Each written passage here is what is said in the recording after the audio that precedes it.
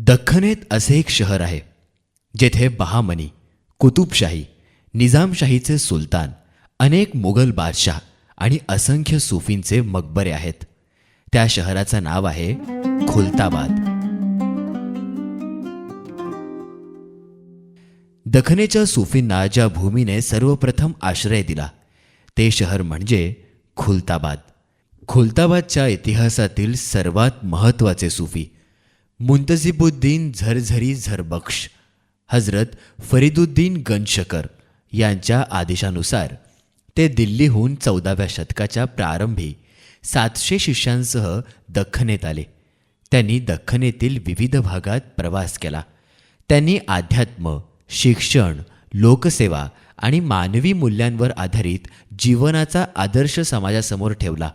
त्यांच्यामुळे दख्खनेत चिश्ती सुफी मताचा भक्कम पाया रचला गेला आणि खुलताबाद हे सुफी चळवळीचे केंद्र बनले.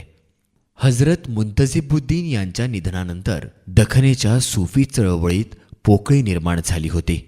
त्यामुळे निजामुद्दीन औलिया यांनी झरझरी झरबख्श यांचे बंधू हजरत बुरहानुद्दीन गरीब यांना खुलताबादला जाण्याचे आदेश दिले. त्यामुळे बुरहानुद्दीन गरीब खुलताबादला आले. त्यांच्यामुळे खुलताबादची कीर्ती अधिक दूरवर पोहोचली. त्यांनी दख्खनमध्ये चिश्ती परंपरेचा अधिक व्यापक प्रसार केला आणि अनेक शिष्य घडवले. आजही त्यांच्या दर्ग्यावर हजारो भाविक श्रद्धेने जियारतीसाठी येतात आणि त्यांच्या आध्यात्मिक वारशाला अभिवादन करतात. खुलताबादमधील आणखी एक महत्त्वाचे सूफी आहेत हजरत झैनुद्दीन शिराझी. ते इराणमधील शिराज येथून दख्खनेत आले.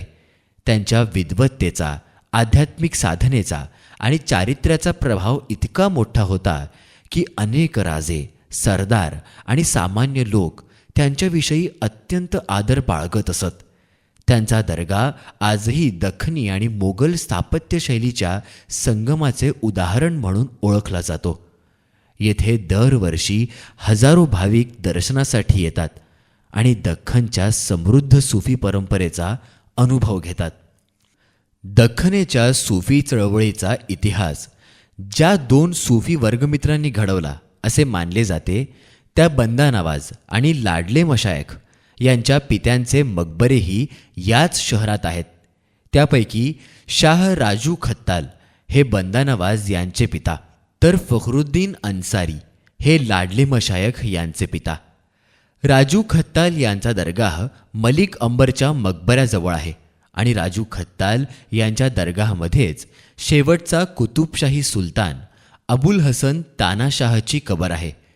कुतुबशाही संपवल्यानंतर औरंगजेबाने त्यांना दौलताबादमध्ये ठेवलं होतं. त्यांच्या इच्छेनुसार राजू खत्ताल यांच्या दरगाहमध्ये त्यांना दफन करण्यात आले. लाडले मशायख यांचे पिता फखरुद्दीन अन्सारी यांची दरगाह खुलताबादला जाताना कागजीपुरा भागाजवळ आहे. अशा प्रकारे 2 वर्गमित्रांच्या वडिलांच्या कबरी या शहरात आहेत. खुलताबादचे नाव घेताच अनेकांच्या मनात सर्वप्रथम औरंगजेबची कबर येते. परंतु या शहराचा इतिहास केवळ औरंगजेबपुरता मर्यादित नाही.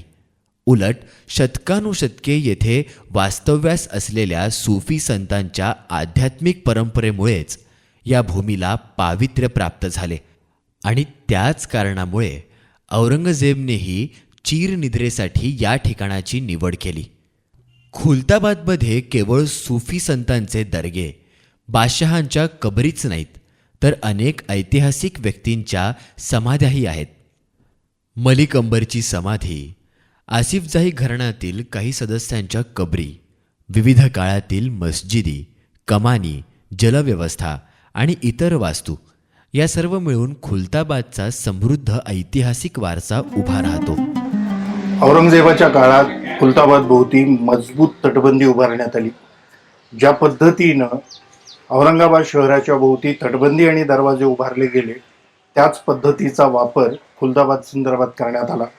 अनेक गेट खुलताबादचं सौंदर्य वाढवत होते. यासोबतच मध्ययुगीन नगररचनेची साक्ष असणाऱ्या काही इमारती आणि घुमटांची निर्मिती देखील औरंगजेबाच्या काळात करण्यात आली. या सर्व इमारती ही नगररचना आणि औरंगाबादचा शिल्पकार असलेल्या मलिक अंबरचा मकबरा आणि सुफी विद्यापीठ हे खुलताबादच्या इतिहासाचं प्रमुख वैशिष्ट्य आहे. यासोबतच चिश्ती सुफी संप्रदायाचं केंद्र म्हणून खुलताबादची इतिहासात झालेली ओळख आणि खुलताबादनं सुफी चळवळीत दिलेलं योगदान हे अतिशय महत्त्वाचं मानलं जातं. खुलताबाद शहरामध्ये फिरताना आजही या घुमटांच्या, इमारतींच्या आणि तटबंदीच्या साक्षीनं इतिहासाची ओळख आपल्याला होते. खुलताबादच्या या इतिहासासोबतच दखनेच्या इतिहासाची माहिती आम्ही आपल्याला या सुफी सिरीजच्या माध्यमातून देतोय. आमची विनंती आहे तुम्हाला की आमच्या चॅनलला सबस्क्राईब करा, व्हिडिओला लाईक करा आणि आपल्या मित्रांसोबत शेअर करायला विसरू नका.